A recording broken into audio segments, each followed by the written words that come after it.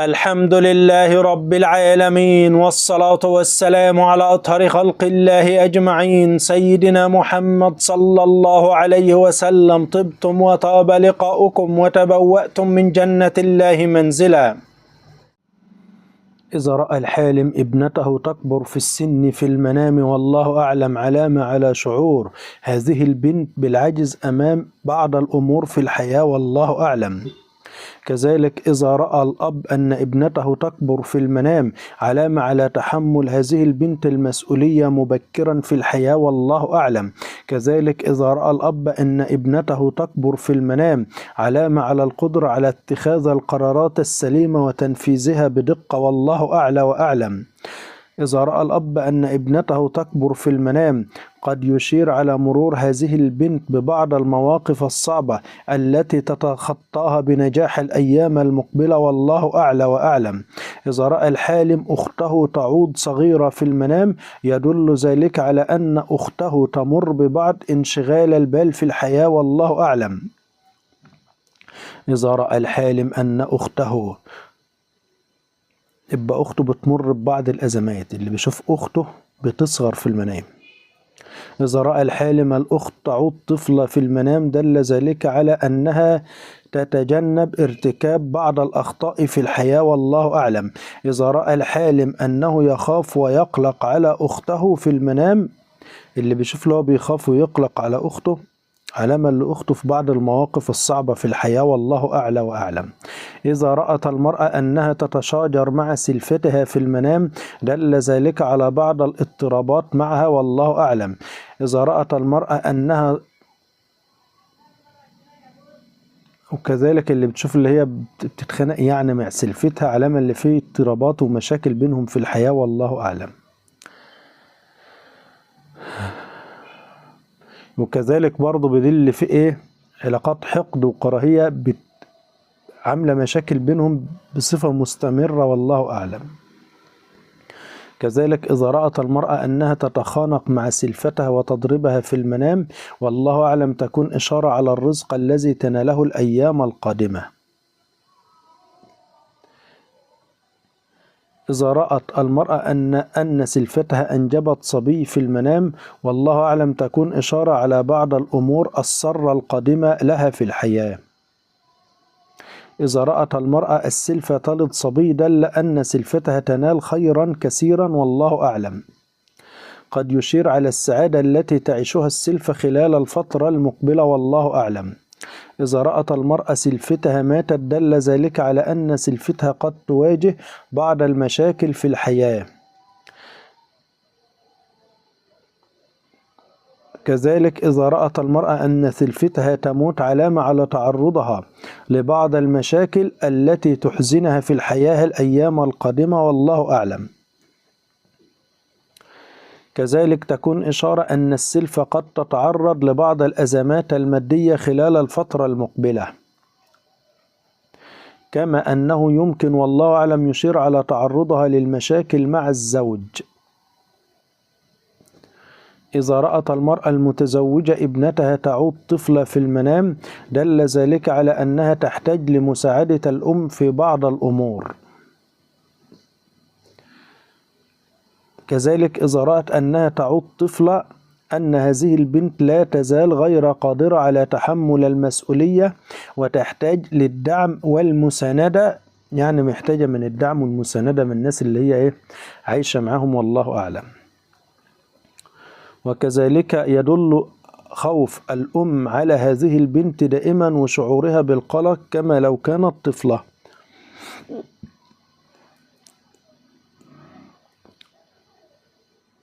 وإذا رأت الأم البنت تتمتع، وكذلك دليل برضو اللي هي بتتمتع يعني بالطهارة والنقاء وصفاء القلب.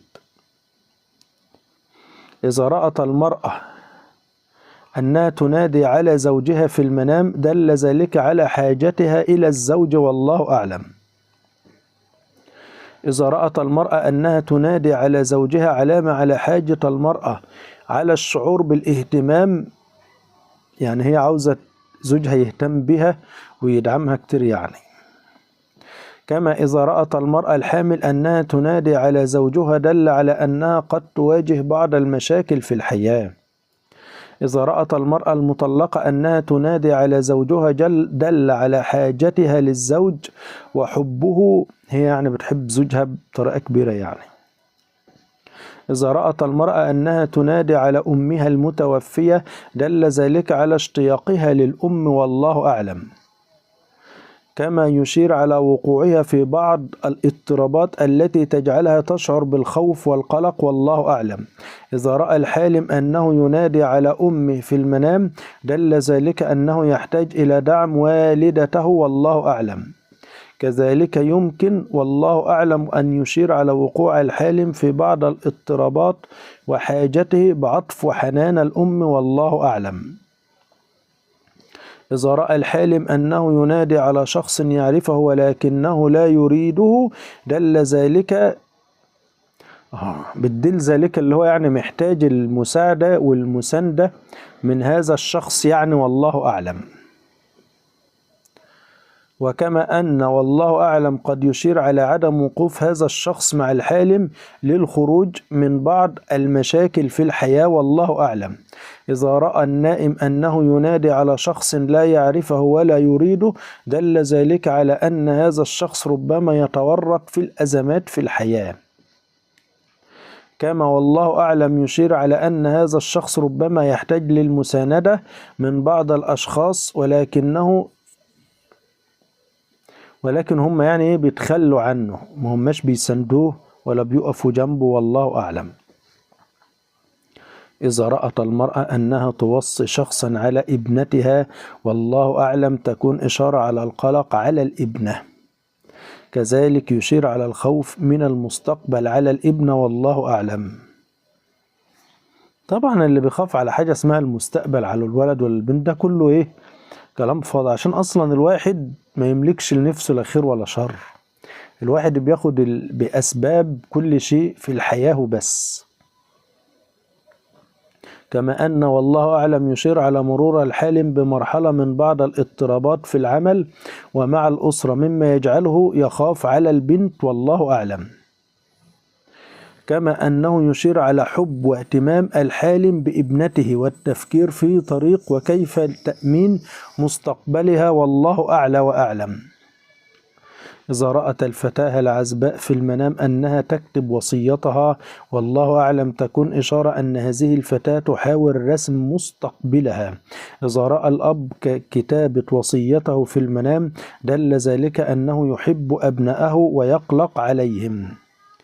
إذا رأى الحالم أنه يكتب الوصية إشارة على سعي الأب لتأمين ورسم مستقبل أبنائه في الحياة. كما يشير كتابة الوصية على اهتمام الحالم بالأشخاص الذي يوصي عليهم. إذا رأى الحالم أنه يجامع حماته في المنام دل على تحمل هذا الشخص مسؤولية الحمى في الحياة والله أعلم. كذلك يشير على عطفه ورحمته على الحمى وحرصه على تقديم المساعدة لها والله أعلم.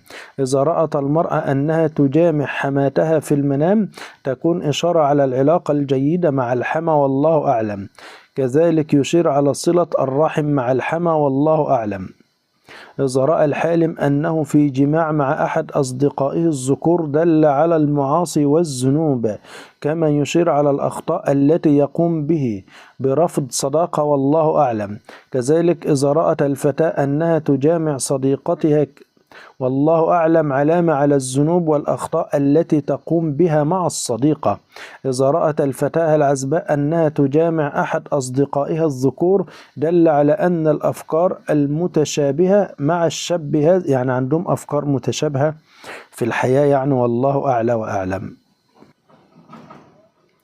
يقول النبي صلى الله عليه وسلم: لا تقولوا ما شاء الله وشاء فلان ولكن قولوا ما شاء الله ثم شاء فلان. الحديث صحيح عند الإمام أبو داود. وقال النبي صلى الله عليه وسلم: من مشى إلى صلاة مكتوبة وهو متطهر كان له كأجر الحج المحرم، ومن مشى إلى سبحة الضحى كان له كأجر المعتمر، وصلاة على أثر صلاة لا لغو بينهما كتب في عليين. نسأل الله أن يكتبني أنا وكل مسلم صادق في عليين، وأن يتقبل أعمالنا الصالحة.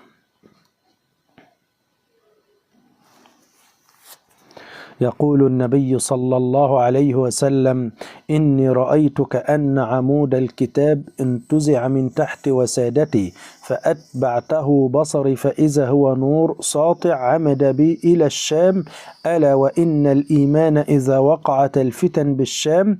الحديث صحيح عند الترغيب.